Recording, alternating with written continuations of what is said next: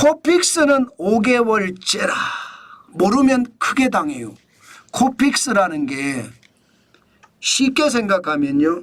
국내 8개 은행이 자금을 조달할 때 비용 지수를 코픽스라고 합니다.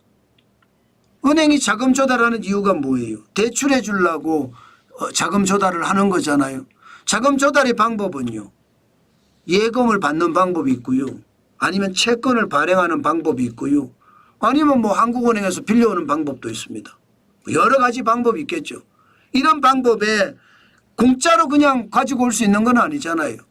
예금을 받으면 예금 이자를 줘야 되고요. 채권을 발행하면 채권 이자를 줘야 되고요.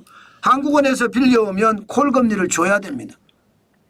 그러니까 빌려오는 거니까 그만큼 이자가 되는 거. 이것을 지수화한 것이 코픽스예요. 그런데 이 코픽스가 엄청 떨어지고 있습니다. 지금 보시는 것처럼 2025년 2월에 드디어 신규 취급액 기준으로 2.97%까지 떨어졌어요. 와, 대출 많이 떨어진다 이렇게 이야기할 수 있나요? 그렇죠. 2022년 12월에 4.29%가 지금은 2.97%가 됐으니까 뭐 가계대출 금리도 떨어지고 주택담보대출 금리도 떨어지고 일반 신용대출 금리도 떨어지고 당연히 떨어지겠죠. 예, 금리라는 게 대출금리라는 게 이 코픽스에다가요 가상금리를 붙이거든요.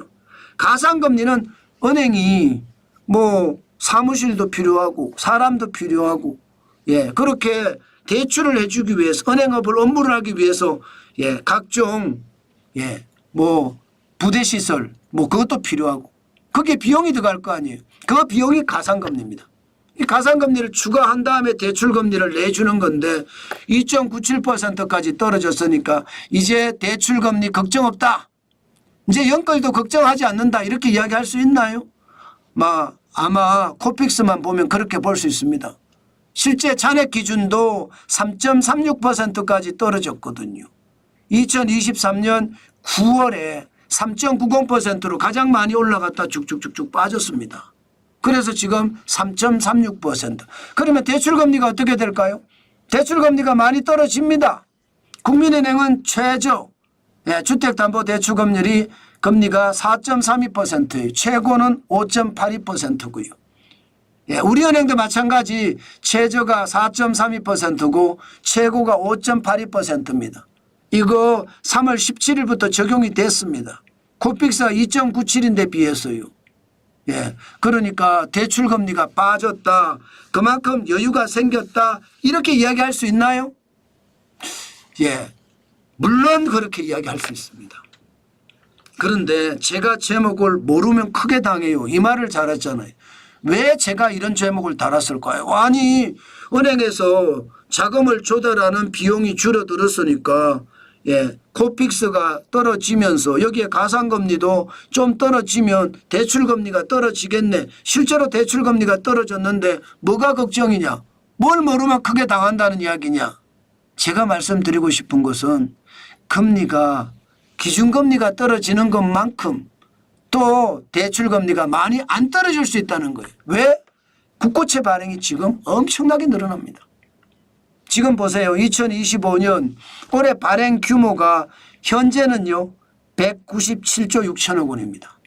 그런데 여기다가 외국한 평형기금 20조도 발행을 해야 되거든요. 20조를 하면 당장 말입니다. 217조 6천억 원이죠. 여기다 추경해야 됩니다. 추경은 지금 민주당 이야기는 34조예요. 지금 일반적으로 이야기하는 건 20조 됩니다. 20조 대만 된다고 하더라도 올해 국채 발행 규모가 240조 가량 됩니다. 240조. 자, 여러분 240조 가량 된다고 하면 지금 그 언제도 단 한 번도 240조를 국채 발행한 적이 없습니다. 국채 발행한 적이 없잖아요. 단 한 번도. 문재인 정부 때 가장 많이 했다고 했을 때가 2021년 180조 5천억 원이거든요. 그런데 200조 발행한다고요? 저는 이러다가 나라 망한다는 이야기 나올 수밖에 없다고 봅니다. 예, 윤석열 정부도 문재인 정부하고 똑같네 하는 이야기가 나올 수밖에 없다고 봐요. 그만큼 말입니다. 문재인 정부 때 뿌려놓은 것이 많아서 윤석열 정부가 덤탱이를 쓰고 있기는 하지만 이게 결국은 발행할 수밖에 없습니다. 발행하면 여러분 국고채가 시장에 많이 발행하면 무슨 일이 벌어질까요? 이자가 올라갑니다. 이자가. 왜 이자가 올라가느냐? 여러분 생각을 해보세요. 10년물, 3년물 국고채를 판다고 쳐요. 그런데 예상했던 것보다 물량이 많아? 예, 물량이. 지금 물량이 많아지잖아요. 240조나 되잖아요. 물량이 많아지면 이게 금리가 올라갑니다. 사는 사람들이 사달라고 지금 계속 하소연해야 되니까 내가 금리 많이 줄게. 우리 채권 좀 사줘. 누구한테 가서? 해외 기관 투자한테 가서. 예. 아니 우리 국내 기관 투자한테도 그렇게 이야기하겠지만 아니 사주라. 그러면 금리 많이 줄게. 3년물 살래? 지금은 3월 14일 기준으로 2.597%지만 이게 214조까지 발행한다. 아니면 240조를 발행한다. 결정이 되면 이게 더 올라갈 겁니다. 10년물 국채금리도 마찬가지 또 올라가고 20년물 국채금리 30년물 국채금리 다 올라갈 겁니다. 그러면 여러분 주택담보대출은 어떻게 될까요? 주택담보대출은 지금 이게 정상이 아니라는 거죠. 사실 이게 정상이어야 되는데 국채가 계속 발행이 되면 주택담보대출 금리도 올라갈 수밖에 없다. 기준금리를 역할을 하는 국채 3년물 금리가 올라가니까 당연히 올라갈 수밖에 없다. 이렇게 보시면 틀리는 말은 아닙니다.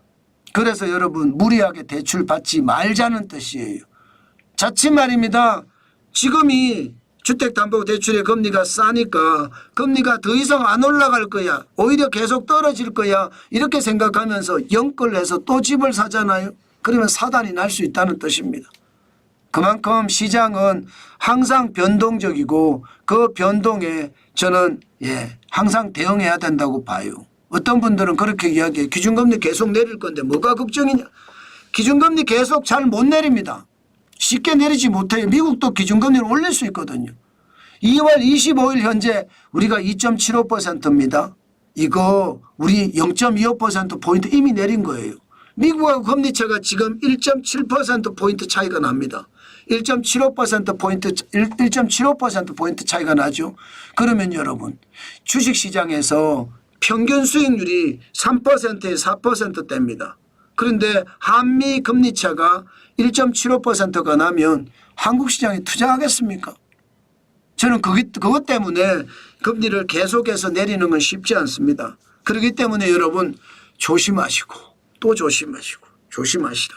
그 말씀 제가 다시 한번 드립니다. 결국은 올라간다는 이야기잖아요. 대출금리가 올라간다는 이야기입니다. 때문에 조심해야 된다는 이야기 저는 하고 있다는 뜻입니다.